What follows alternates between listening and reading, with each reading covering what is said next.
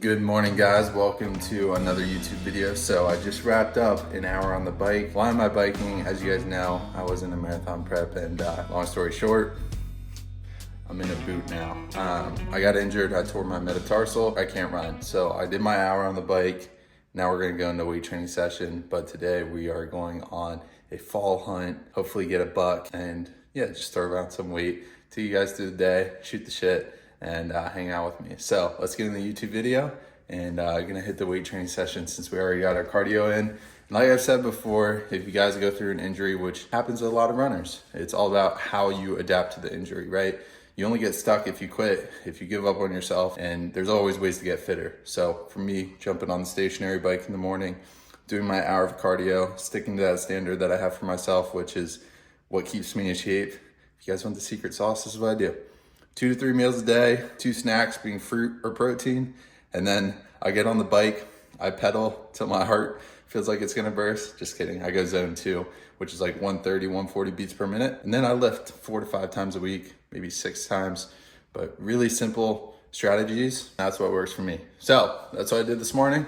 And we're gonna hit a weight training session. Still didn't eat yet. I've been doing a lot of my workouts fasted since I don't really need all that food right now and those carbs, because I'm not in a marathon prep. That energy expenditure isn't as high. So yeah, I enjoy training fasted too. It just reminds me of like hunting, like going out for my food, foraging for my food. It sounds a little weird and primal, but I enjoy it. So yeah, haven't eaten yet. So we're gonna hit a weight training session, but I do eat a big meal the night before, get some carbs in. So I feel pretty good. So let's do it.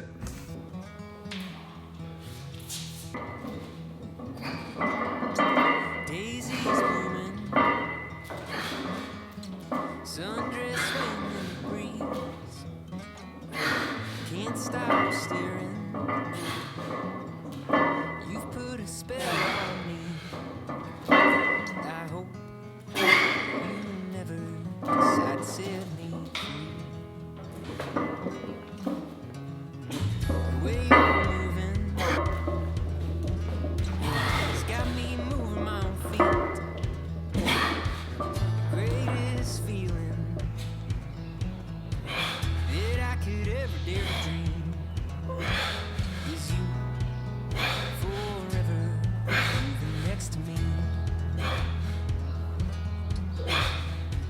Let's not waste time or take this slow. We've got miles behind us and miles to go, so let's just break this down to the simplest truth.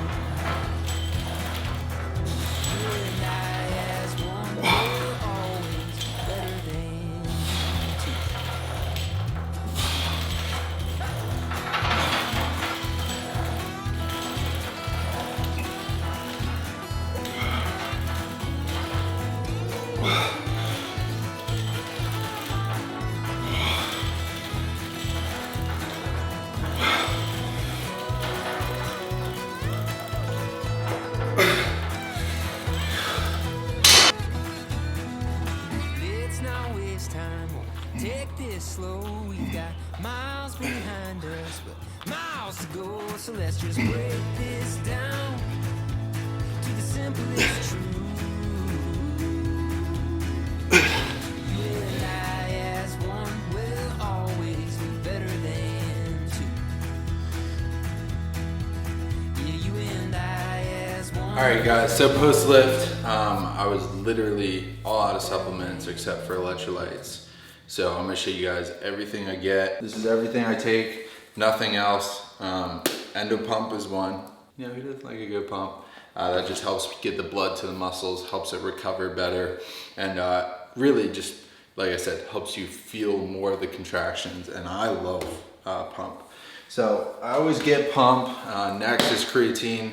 So I know a lot of people wonder, like, should you, take time off of creatine? Should you stay on it? I personally like to stay on it, though I did go 2 weeks without it because I haven't had a shipment in. So I'm just gonna start it back up. I'm not gonna load.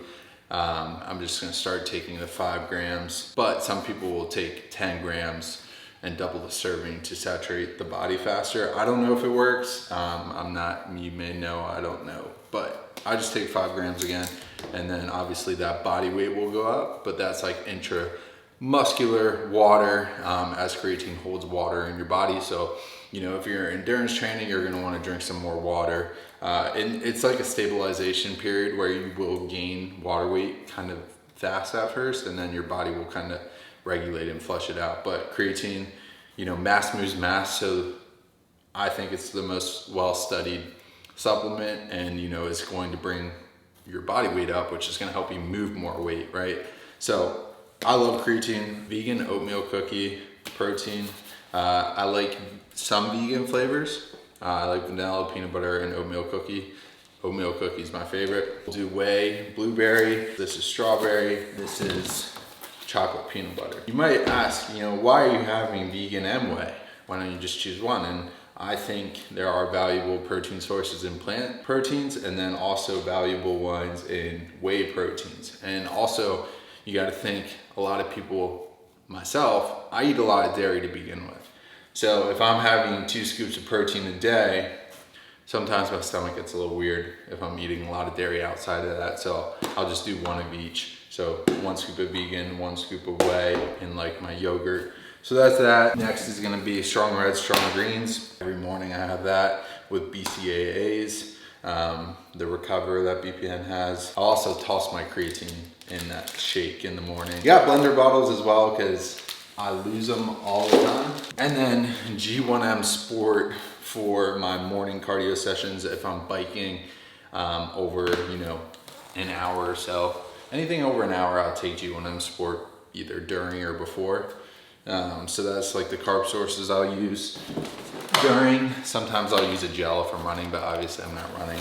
And then Go bars, which are another thing I'll have before my cardio sessions if they're longer, or if I'm really hungry in the morning. So yeah, that's the stack. And then this new CLE Go One More hat for running that they just rebranded, new colorway, which is dope. That's everything pretty much that I take. I didn't show the BCAAs, but I take those as well. The strong omegas, fish oil, strong multivitamin, and strong joints for this recovery issue. So yeah, that's pretty much it. I don't really take collagen.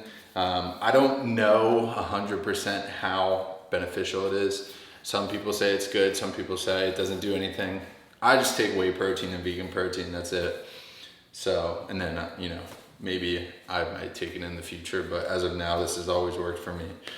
But I'm gonna crack this creatine open because I haven't taken it in a minute and I wanna get the body saturated. So we're gonna do that, sip on it with some electrolytes to recover from this lifting session, and then, we'll see what we got going on. I'm gonna hit the woods to hunt and hopefully get a buck, because the testosterone in the deer are rising.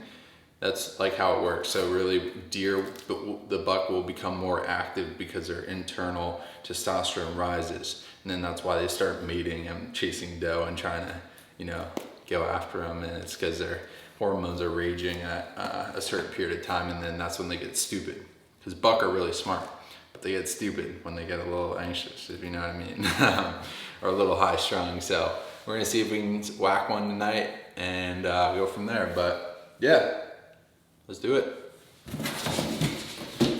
So this is the cocktail I'm talking about. We have everything in here. We have strong reds, strong greens, creatine, electrolytes, and some recover, which is like a BCA, which I was talking about. So yeah, that's the stack this morning.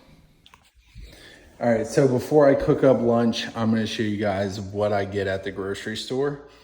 Just keep in mind, this food allows me to stay within my calories without really tracking too much. And I think that's the goal, right? You want to find an amount to where you don't feel like you're overextending and you don't feel gross, and it's also food you enjoy. So this is like the fine balance that I use, and it's just made up of whole foods mostly, and then I'll make more tasty options based upon like what I use. So yeah, this is pretty much what I get at the grocery store. It's not everything, but I'll explain what I have, what I don't have in this area that's in the fridge. So yeah, let's get into it. To kick it off, what we have here is almond milk, egg whites, salsa for my eggs, some more salsa for my eggs. We got yogurt that I'll make with honey, oats, and fruit, or sometimes if I don't want the carbs, I won't put the oats in there. But next up, we got chicken bone broth. So what I'll do with that is either I'll drink it in the morning or before my first meal, just to get some more protein in and some sodium. And it's just really good with little micronutrients in there. Canned carrots because they're cheap. And then I get low-fat cottage cheese, coffee beans for the coffee maker over there. That coffee machine is a Breville Touch Plus, in case you're wondering. I love it. And then here we have another carb source, which is potatoes. And then what I didn't get at the grocery store that I always have is pre-made ground beef.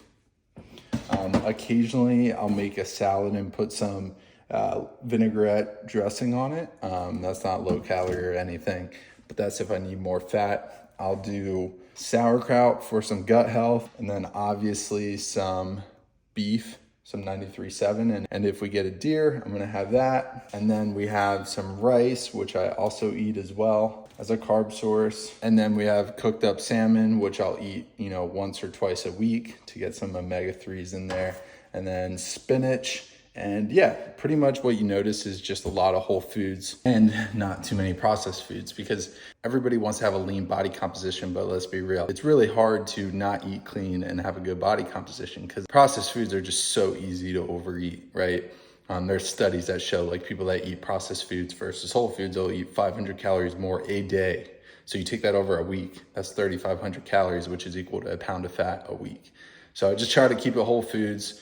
And I train mostly fasted unless it's over an hour. I'll have some carbs, which is either G1M Sport or Go Gel and maybe a Go Bar.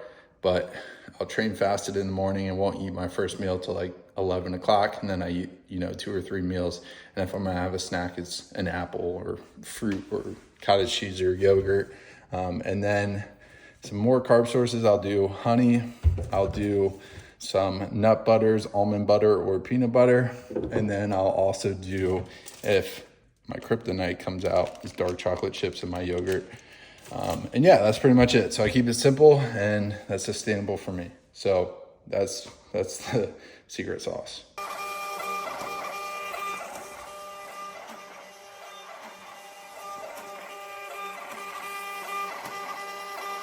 For today, processed. You guys are amazing. It's crazy. Thank you guys all for the support and liking the product. I just put out some shirts that I thought were dope and that I say to help me get through life and training sessions. I'm gonna keep doing this because maybe it provides value for you guys, and you like the shirts and we can wear it as like a community, which is really dope. So yeah, this is the start of just the Nathan French collection. Got all the packages that I gotta take up in my truck. It's messy. I packed all of them by hand. This is the start of something new.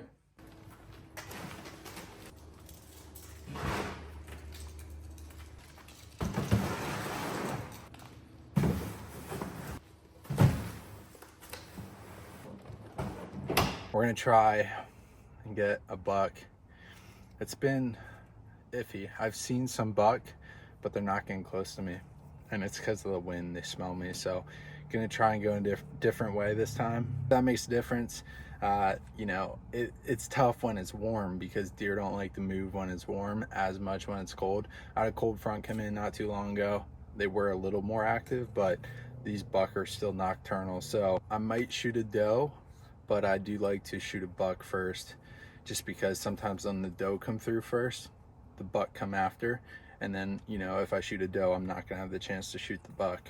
So we'll see. But yeah, let's head into the woods Bad day to be deer, hopefully.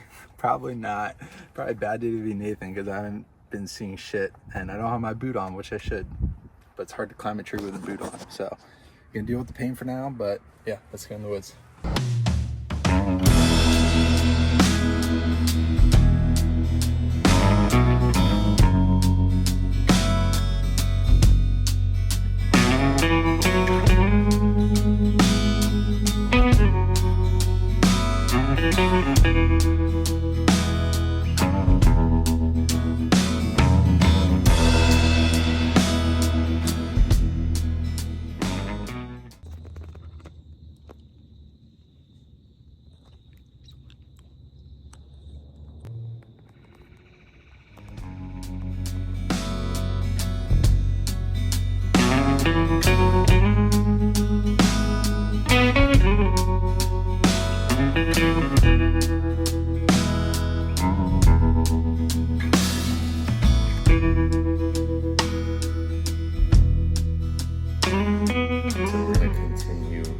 For this deer. Got on my tree last night, waited about 2-3 hours because what happened was when I shot the deer, it quartered away last minute because there was a doe who saw me draw back about 40 yards away, and this buck was probably like 30 yards away, but it was a pretty clear shot. I might have hit like maybe a leaf or something, so it wasn't bad. Hit it, arrow didn't pass through, which tells me I probably hit a rib. Long story short, the arrow didn't go through, so there's not a lot of blood, and it's like a liver and maybe a lung shot. It might have been a little further back, but we're gonna go back out and continue to track this thing. The worst thing you can do, I think, as a hunter, is push the deer up, right? Because when you shoot them, they go down and they bed. And a lot of people get excited and they just keep chasing the deer and it keeps getting up and it doesn't ever bleed out. So I just went in there, made sure I had some blood, made sure it was a good shot. And then I was like, I don't want to kick it up. I don't want to make that mistake.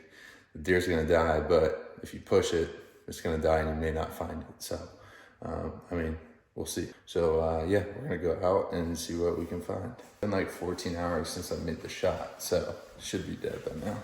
So last night I carried my gun with me just because, you know, coyotes in Pennsylvania, sometimes if they get on a scent, they'll get in a pack, and if I'm tracking a deer, I don't want coyotes and me not having anything but a stick and an arrow to try and defend myself. So I take my 9mm with me, just in case I stumble upon them.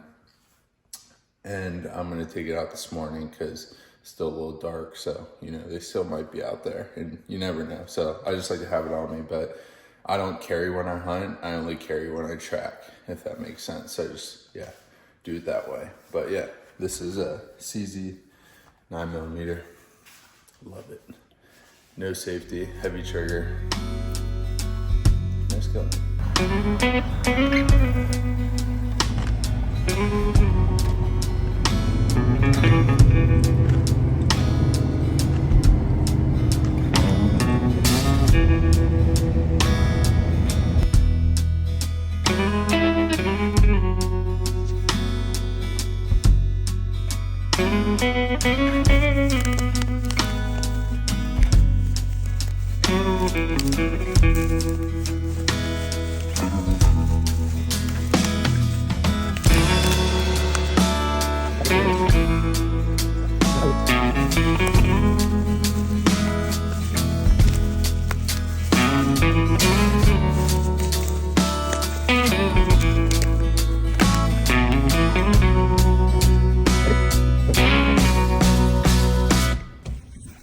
We did it. We freaking did it. Man. Oh yeah. Look at that. You know, you don't shoot deer and on the couch, you gotta go and put in the time, and it's like anything. The more time you put in, better your odds are. Opportunity meets preparation. That's when people call it luck, but I just call it, you know, discipline and being and doing the thing. So got the buck and good kill. I was overthinking it this morning. Solid kill. So yeah, we're gonna skin this out and yeah, keep you guys updated.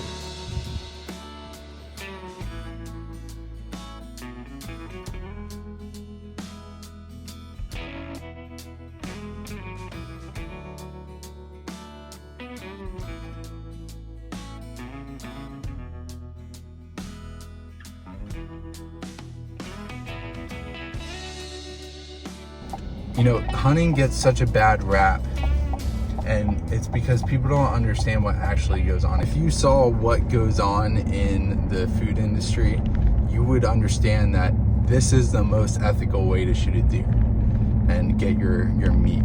Because one, deer population is rapid. They sell tags, biologists sell them for a reason, because if you don't kill them, they will lead to other issues. One being crop damage, right? You know, without crops, you don't even get to eat your vegetables. Deer overpopulated will destroy crops. Another thing they'll do is cause accidents with overpopulation on the roads. And there's a lot of people, you'd be surprised, that get really serious, if not fatal, car accidents with deers. And it's because the population's crazy. So that's why they sell these tags. It's not, you know, I'm not just shooting a deer because I want to.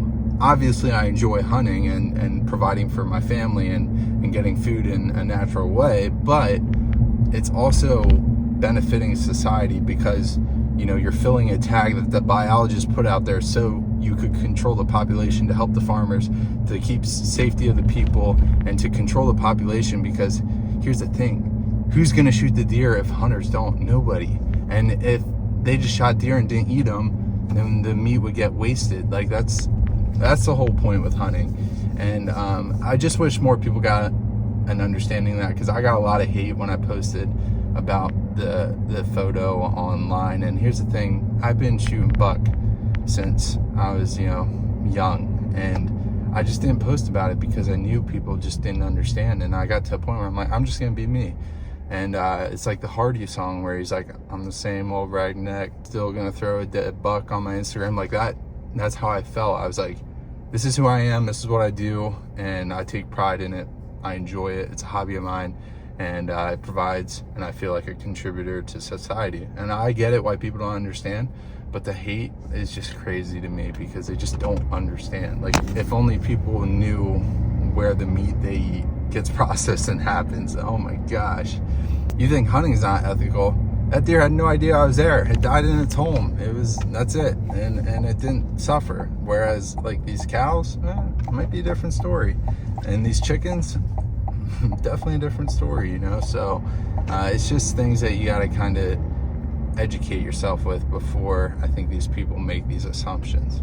It's not, oh, I'm just killing to kill. It's I'm killing to provide and you know, get my own food and protein, so that way, you know, I'm not eating as much of the beef, if that's like people's concern. I don't know, I don't get it, but I enjoy it, so I'm gonna keep doing it. We took the deer head to some termites that are gonna eat it out. I'm gonna get a European mount, which is just the skull and the antlers, and then I took it to a butcher where they're just gonna get me some straight venison. I kept the tenderloins, and I'm gonna cut up the back straps and the roast and make roast and whatnot. So yeah, all the meat's gonna get processed, ground venison, and yeah, I can't wait. But that's gonna be the YouTube video. Successful hunt. I know you guys have been seeing me go out in the woods and only see squirrels, but trust me, follow where the deer go, put in the time, and you know, preparation with opportunity equals what people call luck. But I think that's the foundation of hunting. And also practice, so make that deer a good shot and shoot a straight arrow, so that way that deer doesn't suffer. So yeah, that's that. Like always, like, comment, subscribe, stay corn fed. I'll catch you in the next one.